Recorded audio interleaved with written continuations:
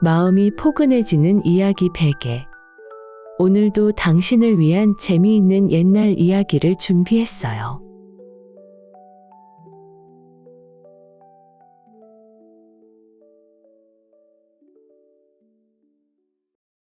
점쟁이가 새해차게 방울을 흔들다 말고 말했어요. 이 점은 보지 않는 것이 좋겠습니다. 아니 어찌 그렇소? 왜 점을 보지 않겠다는 것이요? 복채를 드리겠으니 어서 말하시오. 점쟁이는 잠깐 눈을 감았다 뜨더니 나즈마하키 중얼거렸어요. 참으로 아까운 인재로다. 그게 무슨 말이요? 설마 우리 아들들이 죽기라도 한단 말이요?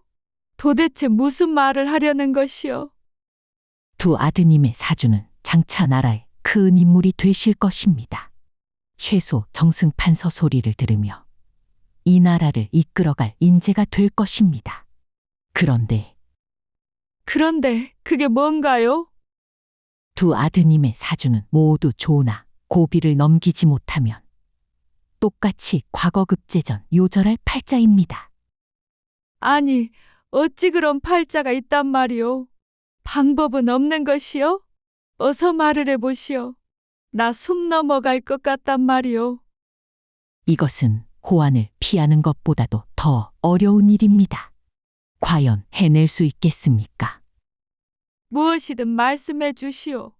다 해보겠소. 오늘은 요절할 팔자를 가진 아들을 구하기 위한 여인들의 이야기를 소개할게요. 편안하게 들어주세요. 과부 시어머니와 진사 집안 며느리. 충청도 어느 고을 명망 높은 구시 집안의 경사가 났어요. 오늘은 바로 애지중지 기른 맏딸이 드디어 좋은 집안의 아들과 혼례를 올리는 날이었어요. 아침 일찍부터 집안 곳곳이 분주했어요. 마당에는 혼례상이 차려졌고 가마솥에는 국수며 수육이 보글보글 끓어오르고 수십 개의 채반에 전이며 떡이 산더미처럼 쌓여 있었어요. 혼례가 시작되자 신부 구시아 씨는 수줍게 고개를 숙이고 있었지만 몰래 신랑 얼굴을 훔쳐보지 않을 수 없었어요. 때마침 신랑도 신부의 얼굴을 쳐다봤고 두 사람은 말 한마디 나누기 전에 이미 첫눈에 반해버렸어요. 정신없었던 혼례를 다 치르고 나니 둘만의 조용한 밤이 찾아왔어요. 신랑이 조심스레 먼저 말했어요. 내 평생 부인을 곁에서 지켜주겠소. 두 사람은 그렇게 짧지만 진심 가득한 약속을 나누며 처가에서 보름 정도 머물렀어요. 그리고 드디어 신행길을 떠날 날이 돌아왔어요. 시댁은 반나절이 넘게 걸리는 길이었지만 젊은 부부에게는 소풍같이 즐거웠어요. 시댁에 들어서자 마당에는 이미 친척 식구들이 다 와 있었고 시어머니는 며느리의 손을 꼭 잡으며 말했어요. 잘 왔다, 새아가. 오늘아 많이 힘들었지? 시누이들도 수줍게 웃으며 짐을 받아주었고 집안에는 이미 음식 냄새로 가득했어요. 시댁에서도 처음 온 며느리를 환영하는 잔치가 벌어졌어요. 가뜩이나 술 좋아하는 남편은 어른이 따라주는 축하주를 차마 거절하지 못하고 따라주는 조옥족 다 마시다 보니 초저녁부터 잠이 들어버린 게 아니겠어요? 버선도 벗지 않은 채로 완전히 뻗어버렸어요. 구씨 부인은 그 모습을 보고 피식 웃음이 나왔어요. 아이고, 얼마나 많이 드신 거예요, 서방님. 다음에는 조금씩 드셔야 해요. 구씨 부인은 조심조심 남편의 버선을 한 짝씩 벗겨주고 옷고름을 풀어 편안하게 눕히고는 이불까지 꼼꼼하게 덮어주었어요. 그리고 구씨 부인도 그 옆에 나란히 누워 눈을 감았어요. 다음 날 아침, 날이 밝기도 전에 구씨 부인은 눈을 떴어요. 오늘은 시댁에서 첫 아침밥을 지어야 하는 날이었어요. 구씨 부인은 서둘러 치마 저고리를 입으면서 남편에게 말했어요. 서방님, 오늘 첫 아침 준비라 저 너무 떨려요. 저 잘하고 올게요. 그런데 좀 이상했어요. 남편이 아무 말도 없었고 미동조차 숨소리조차 없는 게 아니겠어요? 구씨 부인은 손을 살짝 떼어 남편의 어깨를 건드려 봤는데 남편의 몸이 너무나 차가웠어요. 서방님? 기쁘게 술을 마음껏 마시고 잠든 남편이 그냥 그대로 가버린 거예요. 하루아침에 새신랑이 죽어 신방에서 곡소리가 나오자 어제 잔치에 왔다가 하룻밤 묵고 가려던 친척들은 그날 장례까지 치르게 되었지 뭐예요? 구씨 부인은 눈앞이 캄캄해서 아무것도 할 수가 없었어요. 누군가 상복을 입혀주는데 자기 손인지 남의 손인지도 분간할 수가 없었어요. 시집 온 지 단 하루 만에 첫 아침을 차리기도 전 남편을 보낸 거예요. 장례를 마치고 며칠이 지난 뒤 시어머니가 며느리 구씨를 조용히 불렀어요. 새아가 시댁에 온 지 첫날 밤에 남편을 잃었으니 얼마나 황망하느냐. 나도 딸 가진 입장이라 너를 이 집에서 수절하며 살라고 말하지 못하겠구나. 너는 비록 친정에서 내 아들과 합방은 했겠지만 그래도 처녀라면 처녀이고 새색시라면 새색시다. 허니 나는 너를 평생 이 집에 묶어두고 싶지 않구나. 여인으로서 다른 사내에게 더 사랑받으며 재미지게 살았으면 한다. 어머님, 그게 무슨 말씀이십니까? 저는 아범과 혼인한 여인입니다. 이렇게 이 집을 나갈 수 없습니다. 이것은 너를 위해서다. 아직 젊은 네가 수절하며 외롭게 사는 것을 원치 않는다. 오히려 내가 미안하다. 남들 눈치 보지 말고 그냥 다른 사내랑 혼인하거라. 하지만 구씨 부인은 떠나지 않고 묵묵히 그 집에 머물며 시부모님 밥상을 차려드리고 집안 구석구석을 쓸고 닦으며 하루하루를 보냈어요. 그렇게 한 달이 지났어요. 어느 날 구씨 부인은 며칠째 밥맛이 없고 몸이 나른하고 아침마다 이상하게 속이 메스꺼웠어요. 구씨 부인은 조용히 혼자서 몸의 변화를 생각해 보니 자신의 몸속에 아이가 생긴 것을 직감했어요. 임신 소식을 시어머니에게 전하는 순간 시어머니는 손으로 입을 틀어막고 그 자리에서 눈물을 펑펑 흘렸어요. 그렇게 10달이 흘러 우렁찬 울음소리와 함께 아들 한수가 태어났어요. 구씨 부인은 아들 한수를 품에 안으며 여인으로서 삶을 내려놓고 어머니로서 살았어요. 그런데 어느 봄날이었어요. 구씨 부인이 빨래를 하러 빨래터로 가던 길에 저 멀리 논둑에서 한 여인이 남편과 새참을 먹으며 웃는 모습을 멍하니 바라보게 되었어요. 다시 정신을 차리고 빨래터로 오니 빨래하던 아낙들은 남편 흉을 보며 박장대소를 하며 웃었어요. 구씨 부인은 그 모습을 보며 생각했어요. 나도 저렇게 평범하게 살고 싶다. 잘나지 않아도 좋아. 그냥 나 좋아라 하는 사내랑 같이 새참 나눠 먹고 손잡고 걷고 싶다. 그 소박하고도 간절한 마음을 가슴에 묻고 살던 중 어느덧 아들 한수가 3살이 되었어요. 밤이면 술 한 잔을 기울이며 마음을 달래봤지만 외로움이 더 사무쳤어요. 이제는 술로도 귀여운 아들의 모습으로도 버틸 수가 없었어요. 구씨 부인은 어느 날 밤 하한참을 천장만 바라보다가 혼잣말을 했어요. 그래, 이 집을 떠나자. 적어도 나답게 살아보자. 구씨 부인은 농 깊숙이 넣어두었던 폐물과 옷가지를 조심스럽게 꺼냈어요. 깊은 밤, 집안이 고요해지자 구씨 부인은 한수를 등에 업고 진보다리를 손에 쥐었어요. 그리고 살금어원이 대문을 밀고 구시 부인은 그대로 어둠 속으로 발걸음을 옮겼어요.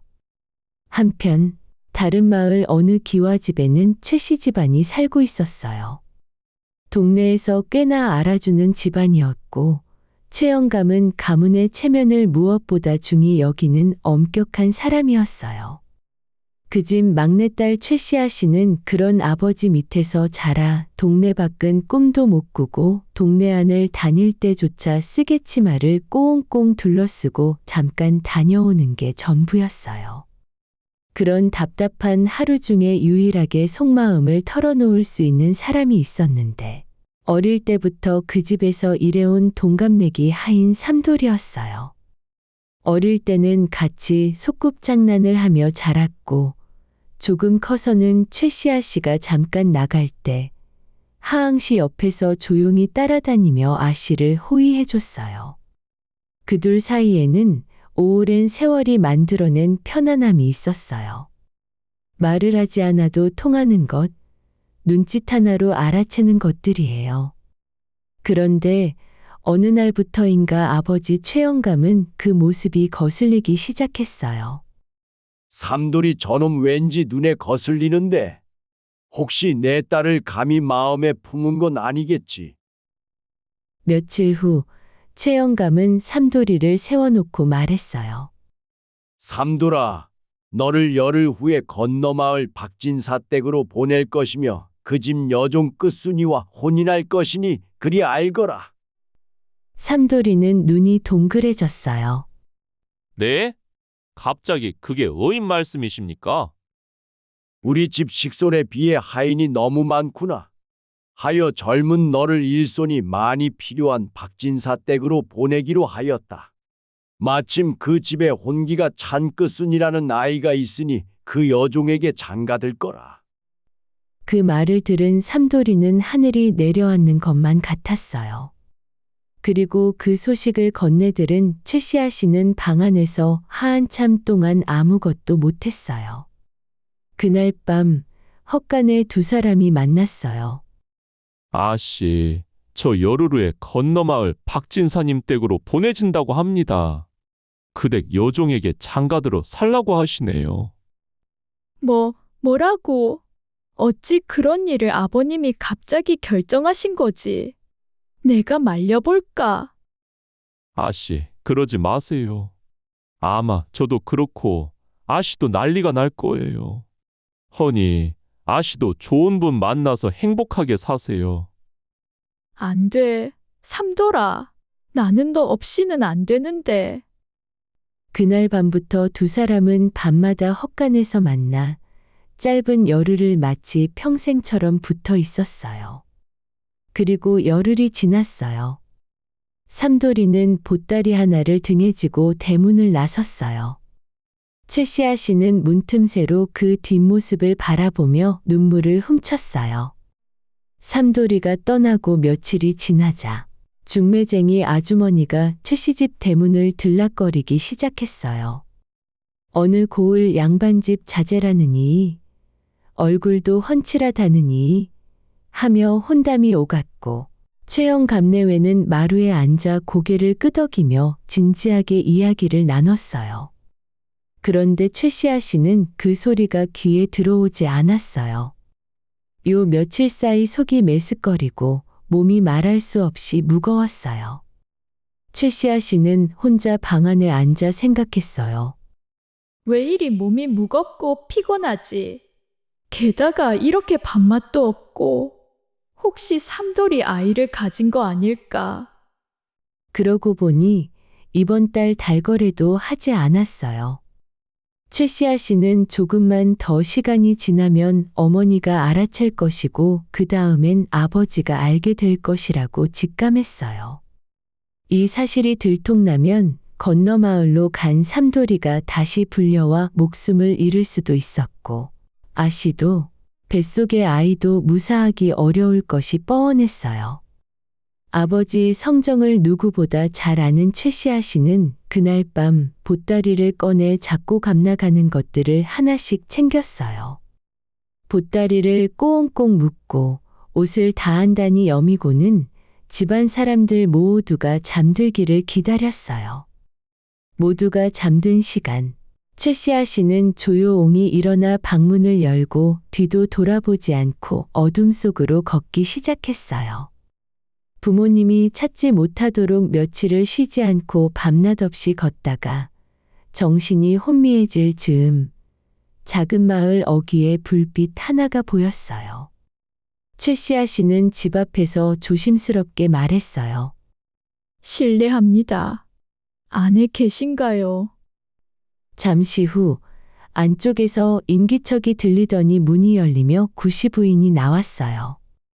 뉘신가요? 이 밤중에 깊은 산골까지 어인일로 오셨습니까? 안녕하십니까?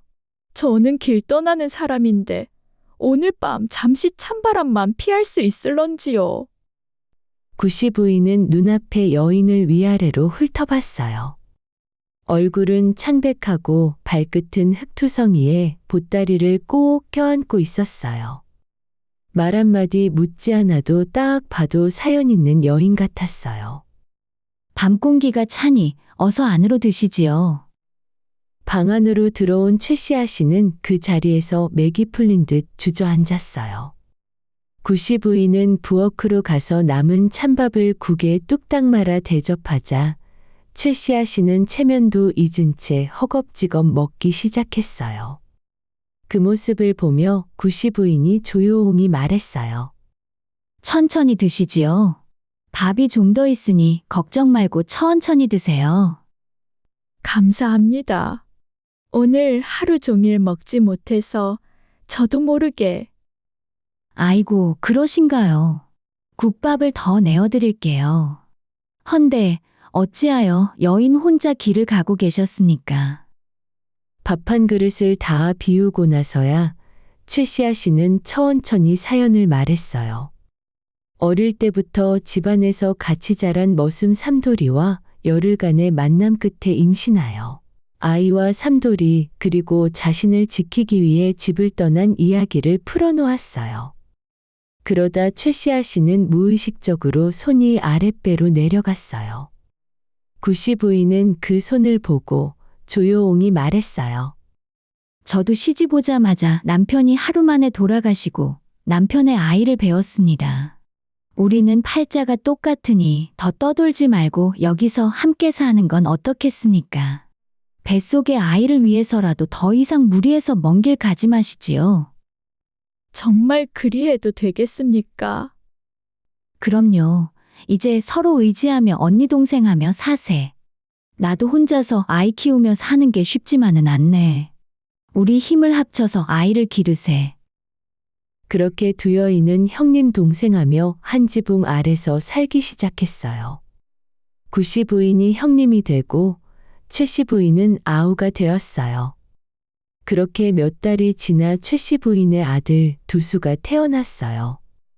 구씨 부인의 아들 한수는 3살, 최씨 부인의 아들 두수는 1살이라 두 아이는 꼭 한어머니한테서 태어난 형제같이 자랐어요. 두 여인은 아랫마을 서당에 아이들을 보냈고 몇 년이 지나자 훈장어른이 직접 두 부인에게 말했어요. 이 아이들은 장차 크게 성공할 인재입니다. 그러나 제 실력으로는 더 가르칠 수가 없습니다.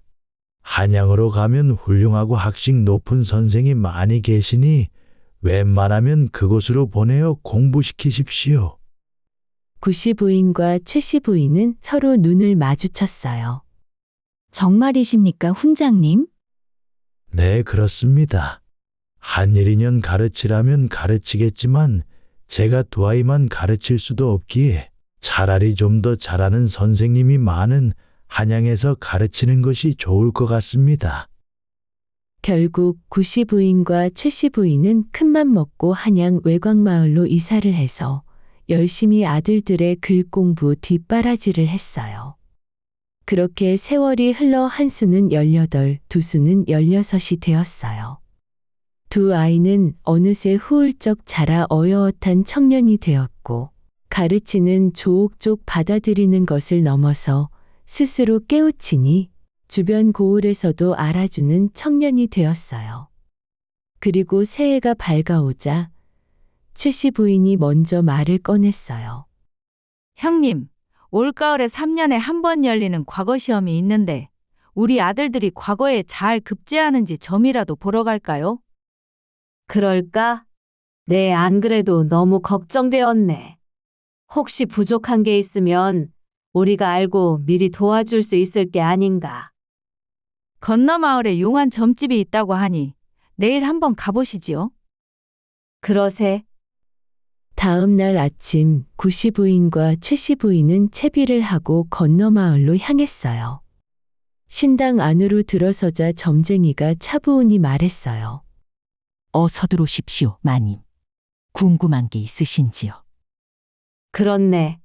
올해 우리 아들들이 과거를 보러 갈 것이네. 잘 되는지 어떤지 궁금해서 이리 찾아왔다네. 두 부인이 차례로 아들들의 사주를 일러주자 점쟁이는 방울을 집어들었어요.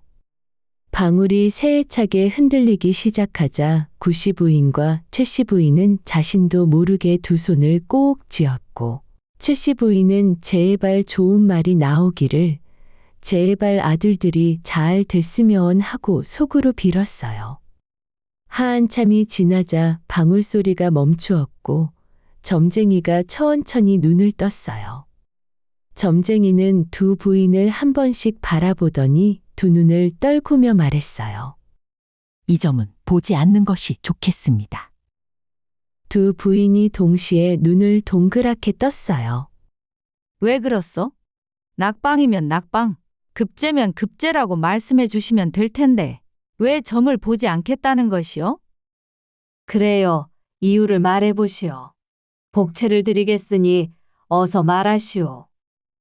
점쟁이는 잠깐 눈을 감았다 뜨더니 나지막히 중얼거렸어요. 참으로 아까운 인재로다. 그게 무슨 말이오? 설마 우리 아들들이 죽기라도 한단 말이오? 도대체 무슨 일인지 말을 해보시오. 두 아드님의 사주는 장차 나라의 큰 인물이 되실 것입니다. 최소 정승판서 소리를 들으며 둘 다 똑같이 승승장구하며 이 나라를 이끌어갈 인재가 될 것입니다. 게다가 똑같이 장인어른을 잘 만나서 아들처럼 이끌어줄 것입니다. 그게 정말인가? 그렇습니다, 마님. 그러나 단 하나 걱정되는 게 있습니다. 걱정되는 거? 그게 무엇이요? 과거를 보시기 전에 장가를 둘 다 드셔야 될 것 같습니다. 네? 장가라고요? 올가을에 과거 시험인데 어찌 장가를 보내겠소? 그럴 정신이 없지요. 그렇네. 아직 혼처도 안 알아봤고 아무리 서둘러도 과거 보기 전에는 어렵네. 허면 정혼이라도 하셔야 합니다. 반드시 그러셔야 합니다. 아니, 도대체 왜 그런 건가? 두 아드님의 사주는 모두 좋으나 똑같이 과거급제전 요절할 팔자입니다. 한 사람은 호식, 즉 호랑이에게 먹힐 팔자이고 한 사람은 급사할 팔자입니다. 뭐라고요? 허면 그냥 동네 착한 처자들이라도 잡아서 혼인을 일단 시켜보겠네. 아들을 살리고 봐야 하니? 아니요. 아무 처자랑 혼인해서 피할 수는 없는 일이십니다. 호랑이에게 먹혀 죽고 급사하는 살은 아무나와 혼인해서 피할 수 없습니다. 하면 어떤 처자랑 해야 되는지 어서 방법을 알려주시오. 나 숨 넘어갈 것 같단 말이오. 점쟁이가 무거운 마음으로 말을 했어요. 이것은 호환을 피하는 것보다도 더 어려운 일입니다. 과연 해낼 수 있겠습니까? 무엇이든 말씀해 주시오. 최소 진사이 상위 집안의 두 아드님을 장가 보내셔야 합니다. 그 정도는 되어야 애군이 떨어집니다. 그 고비를 넘기셔야 오래 건강히 살면서 승승장구하실 것입니다. 그 말을 듣고 집으로 돌아오는 길 내내 두 부인은 아무 말도 못했어요. 구씨 부인은 이미 고향을 떠나 남편도 없이 홀로 아들을 키워온 처지였고 최씨 부인은 더했어요. 아이의 아버지가 노비였으니 집안이고 뭐고 내세울 것이 아무것도 없었어요. 그런 출신의 아들들에게 진사 이상의 집안에서 혼담이오갈 이유가 없었어요. 집에 돌아오자마자 두 부인은 방 안에 들어앉아 하염없이 눈물만 흘렸어요. 형님, 이 일을 어찌합니까? 저희가 그렇게 돈이 많은 것도 아니고 남편이 있는 것도 아니고 집안이 좋은 것도 아닌데 그런 집안에서 저희 아들들을 거들떠나 보겠습니까? 그러게 말일세. 돈이라도 있다면 사람을 시켜 진사 집안의 딸을 보쌈이라도 하겠지만 정말 답이 없구려. 그렇다고 손 놓고 아들들을 죽게 놔둘 수 없지 않겠습니까? 차라리 집을 팔아서라도 중매쟁이 통해 진사 집안 딸에게 혼담을 넣어볼까요? 그렇다 하더라도 집안에 돈도 없어서 혼례를 치르지도 못할 것이네. 아이고, 이 일을 어쩌나. 두 부인이 방 안에서 울며불며 이야기를 나누고 있는데 마침 글방에서 돌아온 한수와 두수가 방문 앞에 멈췄어요. 두 아들들은 눈이 마주치더니 조심스럽게 어머니들이 계신 방문을 열었어요. 한수가 먼저 말했어요. 어머님, 도대체 무슨 일 있으십니까? 어찌하여 울고 계십니까? 두수도 얼른 옆에 앉으며 말했어요. 어머니, 말씀들 해보세요. 저희가 해결해 드리겠습니다. 너희들은 몰라도 된다. 허니 방에 들어가서 글 공부하거라. 어머님들이 이렇게 슬퍼하시는 모습은 처음 봅니다. 이런 모습을 보고도 어찌 공부가 되겠습니까? 그렇습니다, 어머니. 허니 어서 말씀해 보십시오. 두 부인은 한참을 망설이다가 결국 구시 부인이 말을 꺼냈어요. 오늘 점쟁이한테 갔다 왔다. 너희 둘의 사주를 보았더니 과거에 급제하고 나서 승승장구하여 정승판서까지 오를 인재라 했느니라. 게다가 장인어른을 잘 만나 아들처럼 이끌어줄 것이라 하였어. 그러자 최씨 부인이 떨리는 목소리로 이었어요. 헌데 문제가 있느니라. 과거 시험을 보기 전에 반드시 혼인을 해야 한다 하였어. 그러지 않으면 한수 너는 호랑이에게 먹혀 죽을 팔자이고 두수 너는 갑자기 급사할 팔자라 하였느니라. 갑자기 방안이 조용해졌어요. 한수가 잠깐 생각하더니 말했어요. 그럼 이 동네 처자들과 서둘러 혼인하겠습니다. 네. 이 동네에 저 좋아하는 처자들도 있으니 걱정 마세요, 어머니. 구시 부인이 고개를 저으며 말했어요. 헌데 아무나는 안 된다 하였느니라. 반드시 진사 이상의 집안이어야 된다고 하였다. 네? 진사 이상의 집안이요? 그런 집안에서 과거 급제도 안 한 저희를 받아주지 않을 텐데. 그래서 어머니들이 울고 계셨군요. 방 안에 무거운 침묵이 내려앉았어요. 아무도 선뜻 말을 잇지 못했어요. 그때 두수가 조용히 말했어요. 그래도 죽을 때 죽더라도 해볼 수 있는 거라도 찾아보시죠. 어떻게 말이냐? 어서 말해보거라. 일단 한양에서 좀 가난한 진사 집안을 노려보면 어떨까요? 가세가 기운 집안이라면 혹시 혼담이 닿을 수도 있지 않겠습니까? 거 좋은 생각이구나, 두수야. 마냥 슬퍼하기 전에 뭐라도 해보자꾸나. 그리하여 네 식구는 머리를 맞대고 한양 이곳저곳을 수소문하기 시작했어요. 가난한 진사 집안을 찾는다고 했지만 생각보다 쉽지 않았어요. 진사 집안이라는 게 가난해봐야 기와집이 크냐 작냐의 차이였어요. 그런 집안에서는 설령 살림이 기울었다 해도 딸을 진사 이하의 집안으로 시집 보낼 정도로 찢어지게 가난한 집은 없었어요. 그래도 구시 부인과 최씨 부인은 포기하지 않았어요.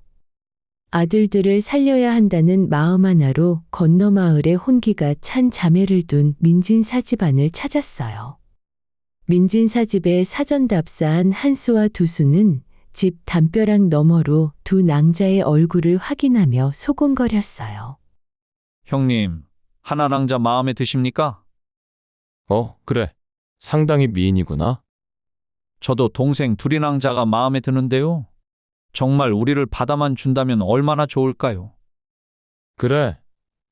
우리 과거보다 죽고 사는 문제이니 죽기 살기로 열심히 준비해보자. 집으로 돌아온 네 식구는 다시 한번 작전 회의를 열었어요. 정식으로 혼담을 넣어서 될 일은 처음부터 아니었으니 방법은 오직 하나뿐이었어요. 두 처자의 마음을 사로잡는 것. 이외에 방법이 없었어요. 구씨 부인과 최씨 부인은 있는 돈을 탈탈 털어 아들들에게 최고급 비단 도포와 갓을 씌우고 최고급 가죽신 태사해를 신겼어요. 인물이 안 그래도 허원하고 좋은데 좋은 옷을 입히니 정말 두 아들들의 얼굴에서 빛이 났어요. 구씨 부인이 말했어요. 이 정도면 어느 낭자든 한 번은 돌아보겠구나. 나라도 반하겠어. 어머니 아들이라 그렇게 보이는 거예요. 그리고 민진사 딸들이 조옹종 들른다는 서책방 근처에 한수와 두수는 책방 앞을 어슬렁거리며 민진사 딸들과 눈이 마주치기를 기다렸어요. 그런데 문제는 너무 티가 났다는 거예요. 한수와 두수는 공부만 해봤지 어디 연애라는 것을 제대로 해보기나 했겠어요? 한수와 두수의 어설픈 행동을 보며 민진사의 두 딸들은 그냥 지나치며 나지막히 속닥거렸어요. 언니, 저 사내들은 왜 저러는 거예요? 정말 생긴 것은 멀쩡하게 생겨가지고 하는 행동은 좀 이상한 것 같지 않아요? 그러게 말이다. 그래서 청길 물속은 알아도 한길 사람 속은 모른다더니 둘이야 저렇게 얼굴만 버언듯한 사내들을 조심해야 한다. 알겠지? 어서 집에 가자. 두 낭자는 발걸음을 빠르게 재촉하여 서둘러 집으로 돌아가 버렸어요. 다음 날 민진사 딸들이 빨래터로 향하자 한수와 두수는 또 슬금슬금 뒤를 따라갔어요. 둘이 낭자가 빨래를 두드리다가 언니 귀에 대고 속닥거렸어요. 언니, 저기 보이세요? 어제 그 사내들이 또 왔는데요. 어머나, 세상에 별 미친 놈들이 다 있구나. 정말 제정신이 아닌 선비들 같구나. 둘이야, 어서 빨래하고 가자꾸나. 둘이 낭자는 살짝 힐끗 바라보며 말했어요. 헌데 언니, 그래도 얼굴도 그렇고 무례하게 다가오는 것도 아니고 나쁜 놈이나 미친 사람은 아닌 것 같아요. 예, 나쁜 놈이 나 나쁜 놈이요. 하고 얼굴에 써붙이고 다닌다니? 조심해야 된다 둘이야. 정신 차려. 결국 하나와 둘이 낭자는 빨래를 후다닥 마치고 도망치듯 집으로 돌아갔어요. 한수와 두수는 그 뒷모습을 바라보며 맥 빠진 목소리로 말했어요. 아니, 왜 이렇게 눈치가 빠른 것이야? 형님, 정말 장가가기 힘드네요. 그러게 말이다, 두시가.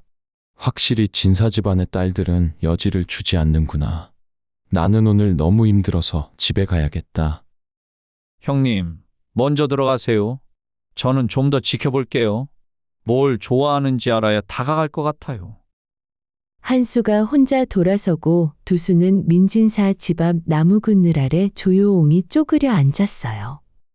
둘이 낭자가 어떤 사람인지, 무엇을 좋아하는지, 어떤 책을 들고 다니는지 조금이라도 더 알아야 다음 방법이 생길 것 같았어요. 해가 기울 무렵이었어요. 대문이 삐걱 하고 열리더니 둘이 낭자가 부침개를 채반에 담아 들고 옆집으로 가려는 참이었어요. 그런데 고개를 드는 순간 두수와 눈이 딱 마주쳐버린 게 아니겠어요? 둘이 낭자는 멈춰 섰어요. 그리고 답답하다는 듯 먼저 입을 열었어요. 아니, 어제도 그렇고 오늘도 왜 그렇게 쫓아오는 거예요? 아, 안녕하십니까, 낭자? 저는 이 마을에 사는 두수라고 하는데요. 이 마을학 땅에 오가다 낭자를 배웠습니다. 저도 모르게 낭자를 보고 이렇게 따라오게 되었는데 실례가 되었다면 죄송합니다. 아까 빨래할 때도 멀찍이 계시던데 아직도 여기서 저를 기다리신 거예요? 아, 그게 좀 그렇게 되었습니다. 그저 인사라도 하고 싶어서 기다렸습니다. 둘이 낭자는 잠깐 두수를 바라보다가 들고 있던 부침개 채반을 슬며시 내밀었어요. 원래 옆집 할머니께 드리려던 것이었는데 어쩐지 그냥 지나치기가 어려웠나 봐요. 두수가 얼떨떨하게 받아드는 사이 둘이 낭자는 후다닥 집 안으로 들어가 버렸어요. 문이 닫히고 나서야 두수는 혼자 씩 웃었어요. 그 뒤로도 한수와 두수는 민진사 집 근처를 기웃거렸지만 이렇다 할 진전 없이 아까운 날만 흘러갔어요. 그렇게 시간이 지나고 어느새 단오날이 다가왔어요. 구씨 부인과 최씨 부인이 두 아들을 불러앉혔어요. 구씨 부인이 먼저 말했어요. 내가 보기에 이번 단오를 놓치면 더 이상 크게 기대할 만한 것이 없다. 이때 제대로 한 방을 보여주자꾸나. 제대로 한 방이요? 어떻게 하면 될까요? 단오의 남자의 매력을 보여줄 수 있는 건 딱 하나니라. 그건 바로 씨름이다. 두 아들의 눈이 도옹시에 커졌어요. 씨름이요? 어머니, 저희는 글 공부만 했지 씨름은 전혀 못합니다. 아시잖아요. 그러니 말하는 것이다. 너희는 글 공부는 이미 이 고을에서 최고로 잘하니 앞으로 단오전까지 오직 씨름을 준비하거라. 형님과 내가 작년 단오날 씨름대회에서 우승한 사내에게 웃돈을 주었으니 특별훈련을 전수받거라. 특별훈련이요? 알겠습니다. 열심히 한번 해보겠습니다. 다음 날 새벽부터 두 형제는 건넌마을 모래판을 뒹굴기 시작했어요. 그런데 이게 보통 일이 아니었어요. 서책과 붓만 잡던 아들들의 몸에는 근육이라곤 눈을 씻고 봐도 없었고 씨름 사내가 오른쪽으로 안다리를 살짝 걸기만 해도 두 형제는 아지랑이 마냥 흔들거리다가 풀썩 쓰러지는 게 아니겠어요?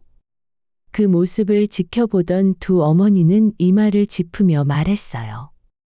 형님, 아무래도 한수와 두수는 씨름은 영 아닌 것 같은데 이를 어떡하죠? 그러게 말이네. 우리 아들이지만 정말 어설퍼 보이네. 사내의 매력 발산에 이만한 게 없는데 이를 어찌하면 좋은가. 두 부인은 한참을 고민하다가 결국 최후의 수단을 꺼내 들었어요.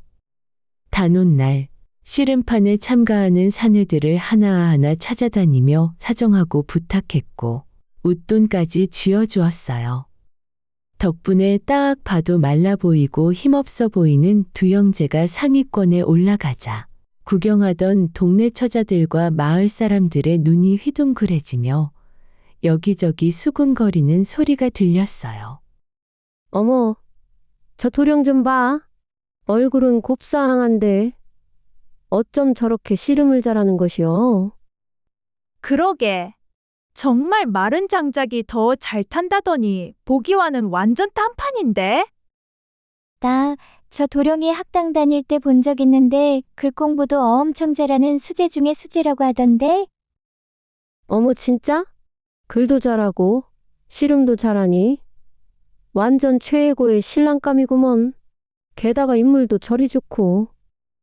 그 수군거림에 민진사 집안의 자매들의 귀에도 쏙 들어갔어요. 하나 낭자는 무덤덤한 척 고개를 돌렸지만 둘이 낭자는 자기도 모르게 씨름판 쪽을 뚫어지게 바라보며 속으로 생각했어요. 어머, 그때 두수도령 아니야? 글 공부만 잘하는 샌님인 줄 알았는데 생각보다 힘도 좋은데?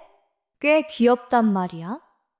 씨름판이 끝나고 두수는 삿발을 맨 채로 숨을 고르다가 저쪽에 서 있는 둘이 낭자를 발견하고는 망설임 없이 성큼성큼 다가갔어요. 둘이 낭자도 오셨네요. 저 씨름하는 거 보셨습니까? 글 공부만 하다 보니 실력이 좀 부족했어요. 아, 그러신가요? 체구와 달리 꽤 잘하시던데요? 괜찮으시면 제가 씨름하느라 좀 허기진데 같이 뭐라도 드실래요? 지난번에 주신 부침개에 답례도 할 겸 제가 맛있는 거 대접해드리고 싶어요. 둘이 낭자는 잠깐 망설이다가 말없이 고개를 끄덕였어요. 그 모습을 놓치지 않은 한수가 어얼른 옆에 있는 하나 낭자에게 말을 걸었어요. 하나 낭자, 혹시 괜찮으시면 낭자도 같이 식사를 하시겠습니까? 그런데 하나 낭자는 표정 하나 변하지 않고 차갑게 말했어요. 저는 배가 고프지 않아서 먹지 않겠습니다. 둘이야, 나 먼저 들어갈 테니 늦지 않게 집에 들어오너라. 그 말을 남기고 하나 낭자는 몸을 화악 돌려 쓰개치마를 꽁꽁 여미고는 씩씩하게 걸어가 버렸어요. 한수는 그 뒷모습을 바라보며 허탈하게 서 있었어요. 한편 두수는 두리낭자와 다정하게 주막 평상에 앉았어요. 두리낭자는 처음에는 조시인하게 앉아 있었는데 두수가 워낙 재미있게 이야기를 풀어놓으니 어느새 깔깔 웃었어요. 학당에서 있었던 우스운 이야기도 하고 오늘 씨름판에서 넘어질 뻔한 이야기도 스스럼 없이 털어놓았어요. 해가 뉘어언니언 넘어갈 때쯤 두 사람은 나란히 골목길을 걸으며 민진사 집 쪽으로 향했어요. 집 앞에 다다르자 두리낭자가 먼저 말했어요. 오늘 즐거웠습니다, 두수도령. 두리낭자 또 뵐 수 있겠습니까? 두리낭자는 대답 대신 살짝 찌잉긋 웃고는 집 안으로 들어갔어요. 그 미소 하나만으로도 두수는 충분했어요. 며칠이 지났어요. 그동안 두리낭자는 아버지 민진사를 매일매일 설득했어요. 이 마을에 사는 두수도령이 이 고을 학당에서 알아주는 수재이고 이번 가을 과거를 보러 갈 것이며 무엇보다 사람이 성실하고 진심이 느껴진다고요. 민진사는 두수도령의 집안이 변변치 않다는 것이 마음에 걸렸지만 딸 둘이의 눈빛이 워낙 간절하여 결국 민진사는 조용히 고개를 끄덕였어요. 과거에 급제하면 그때 홀렛날을 잡자꾸나. 그 뒤로 두 집 사이에 사주단자가 오가고 드디어 기다리고 기다리던 홀렛 날짜까지 잡혔어요. 그 모습을 보며 구씨 부인과 한수는 속이 새까맣게 타들어갔어요. 구씨 부인이 아들 한수 곁에 앉아 말했어요. 한수야, 어찌하여 하나낭자는 너에게 관심을 보이지 않는 것이냐? 내 보기에는 두수보다 네가 인물도 훤하고 공부도 더 잘하지 않느냐? 어머니, 인물은 어머니 아들이라 그리 보이는 것 같습니다. 하나 낭자에게 저는 그저 그런 사내 같아요. 제 맘대로 되지 않네요. 허면 이 애미가 다른 진사 집안 딸들을 서둘러 알아보겠다. 어머니, 하루만 시간을 주십시오. 제가 내일 단판을 짓겠습니다. 다음 날 아침, 한수는 민진사 집 앞에 일찍 붙어 나와 망부석처럼 서 있었어요.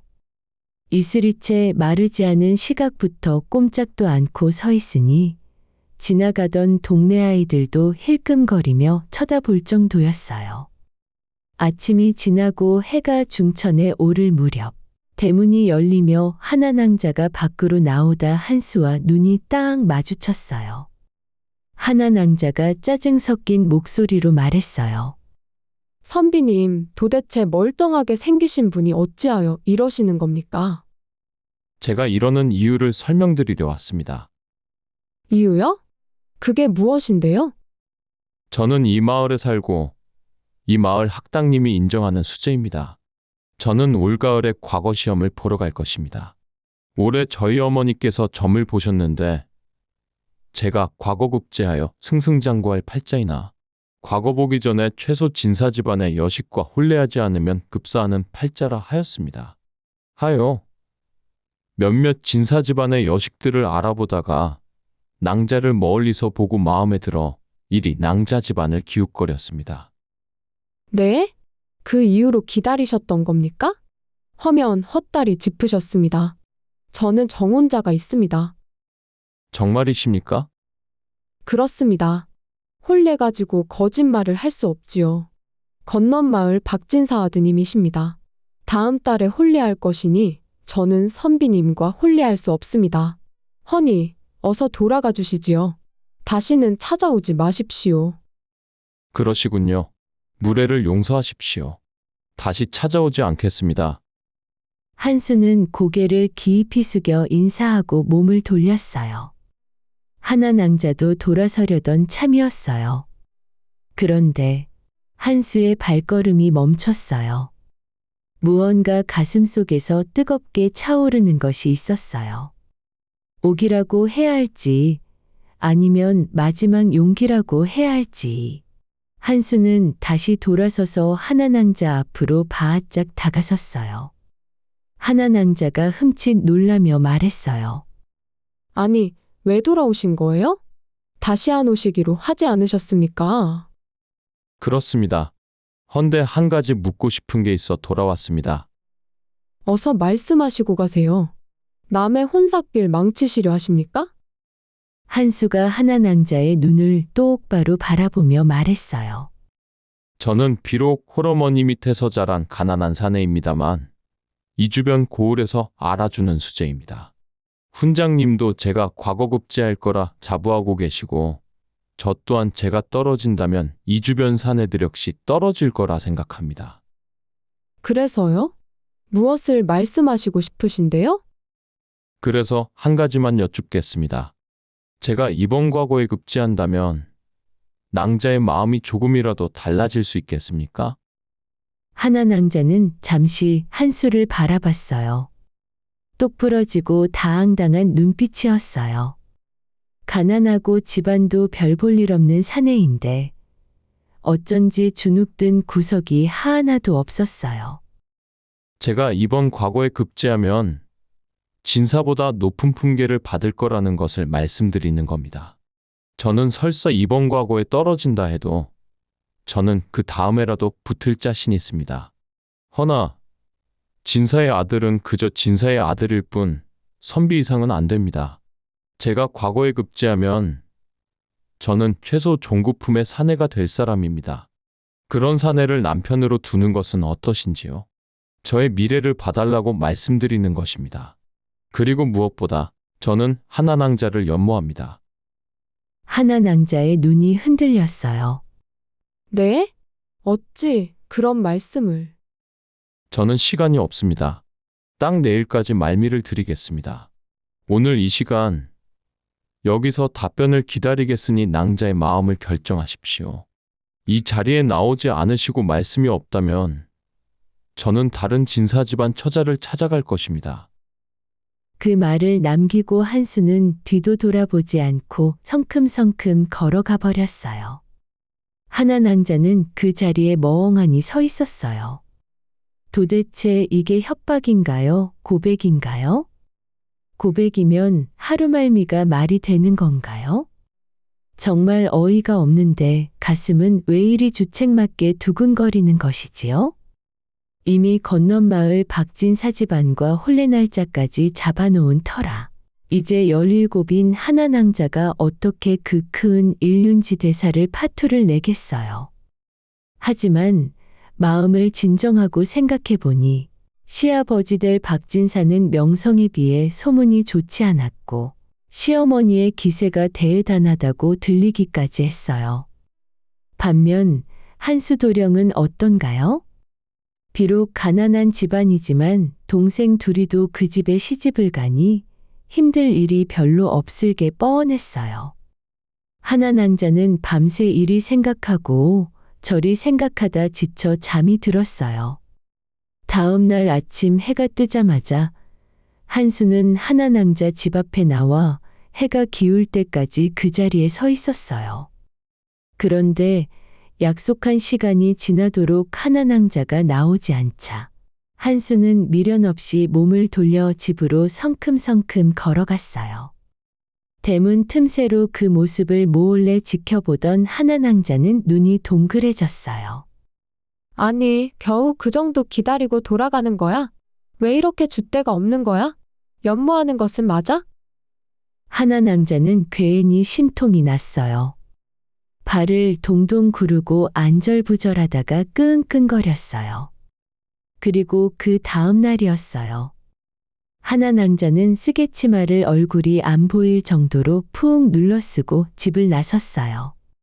한수 도령이 사는 근처를 슬금슬금 어슬렁거리기 시작했어요.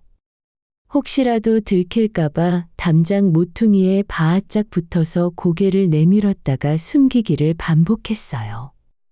그런데 저기 한수 도령이 보이는 게 아니겠어요? 그런데 이상했어요. 건넌 마을 쪽으로 한참을 걸어가더니 또 다른 진사 집안의 딸이 지나가는 길목에서 어슬렁거리고 있는 거였어요.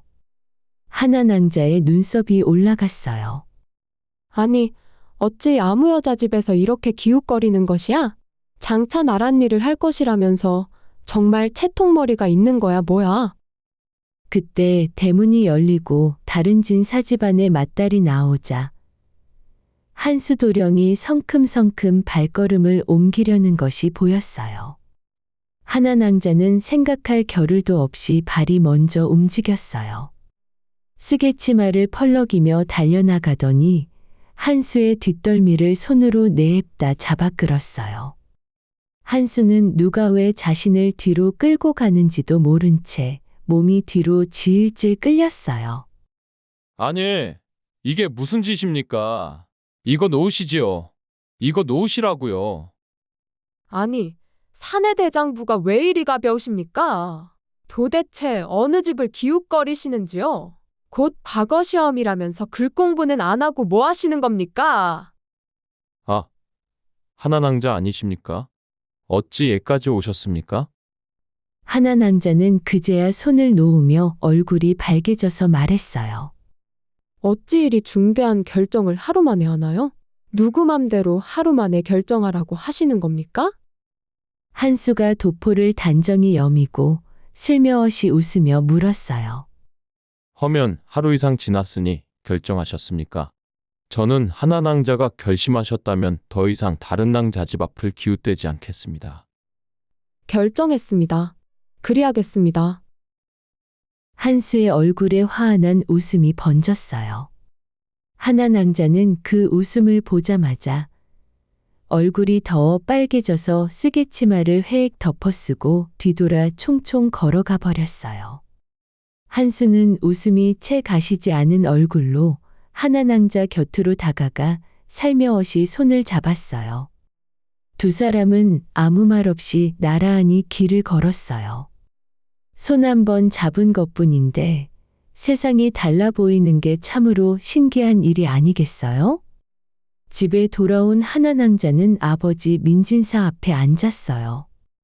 아버지, 드릴 말씀이 있습니다. 무슨 말이냐?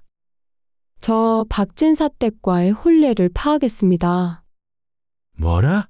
지금 네가 무슨 말을 하는 게냐? 날짜까지 잡아놓은 혼사를 파투 내다니 정신이 있는 게냐 없는 게냐?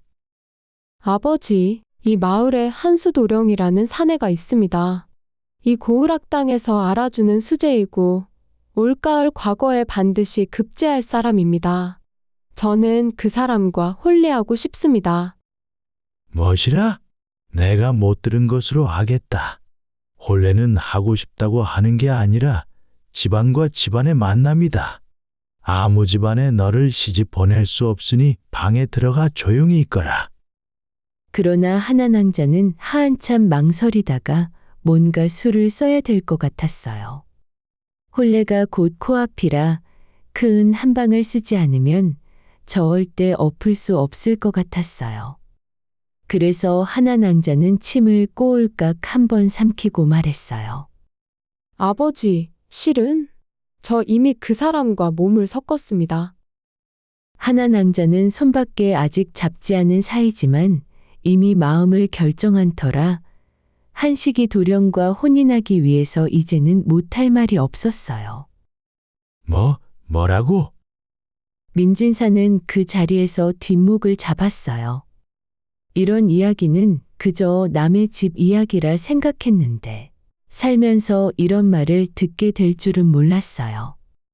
하지만 민진사는 며칠을 고민하다가 도대체 어떤 사내이기에 멀쩡했던 딸이 저 지경이 된 건지 사람을 시켜 한수 도령을 뒷조사해 봤어요. 그랬더니 이게 웬일이에요? 동네에서 만나는 사람마다 한수를 칭찬하지 않는 사람이 없는 게 아니겠어요? 학당 훈장님도 10년에 한 번 나올까 말까 하는 인재라고 했고 함께 글공부를 한 동무들도 한수의 인성과 실력을 인정했지 뭐예요? 민진사는 조용히 혼자 앉아 생각했어요.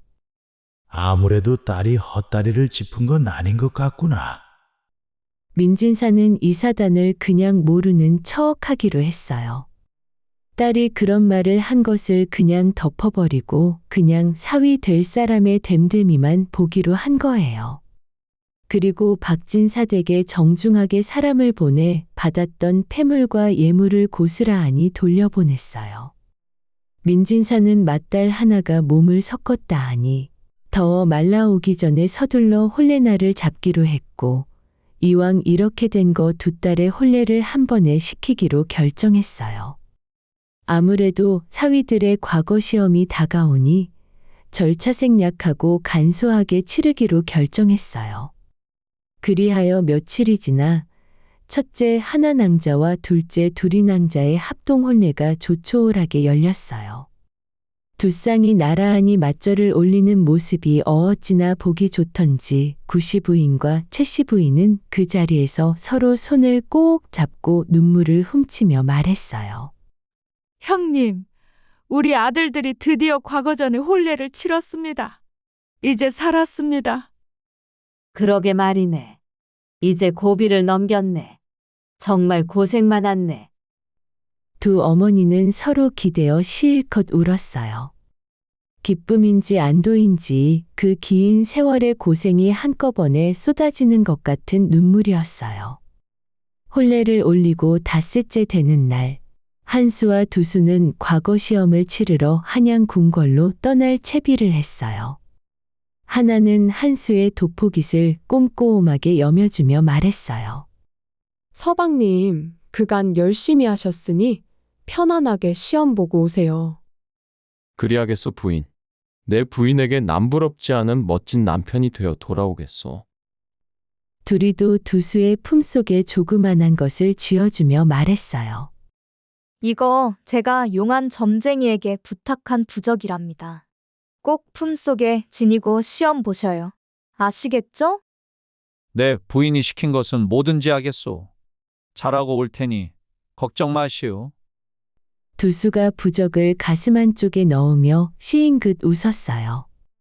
구씨 부인과 최씨 부인은 멀리서 아들 내외의 알콩달콩한 모습을 보며 웃었어요. 정말이지 말이 필요 없었어요. 그리고 며칠이 지나자 놀라운 소식이 전해졌어요. 한수와 두수, 두 형제가 나란히 대과에 급제한 게 아니겠어요? 한마을에 과거 급제자 2명이 나오는 순간 동네가 바알칵 뒤집혔어요. 동네 사람들이 집 앞으로 몰려들었고 진과 꽹과리 소리가 밤새 울려 퍼졌어요. 구씨 부인과 최씨 부인 그리고 장인어른인 민진사의 처가 식구들까지 모두 마당에 앉아 큰 잔치를 벌였어요. 그렇게 큰 잔치를 마치고 궁궐에 나란히 입궐한 한수와 두수는 뜻밖의 드은든한 후원자를 만났지 뭐예요? 그 사람은 장인어른인 민진사의 친형인 호조판서였던 거예요.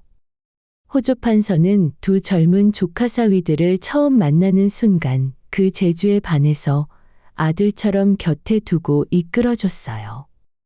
점쟁이가 말했던 것처럼 장인어른 집안이 드은든한 날개가 되어준 게 아니겠어요?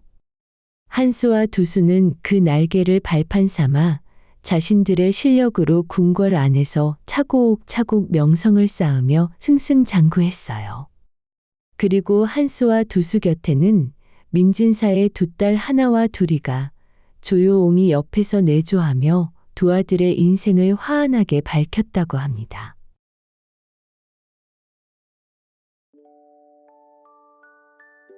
오늘 이야기는 여기까지예요. 그동안 사랑해 주셨던 이야기뿐만 아니라 더 다양한 이야기는 네이버 프리미엄 컨텐츠 이야기 베개에 올려두었어요.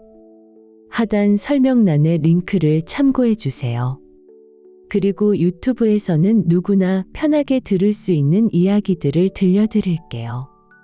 포근한 밤, 고운 꿈 꾸세요. 다음 이야기에서 만나요.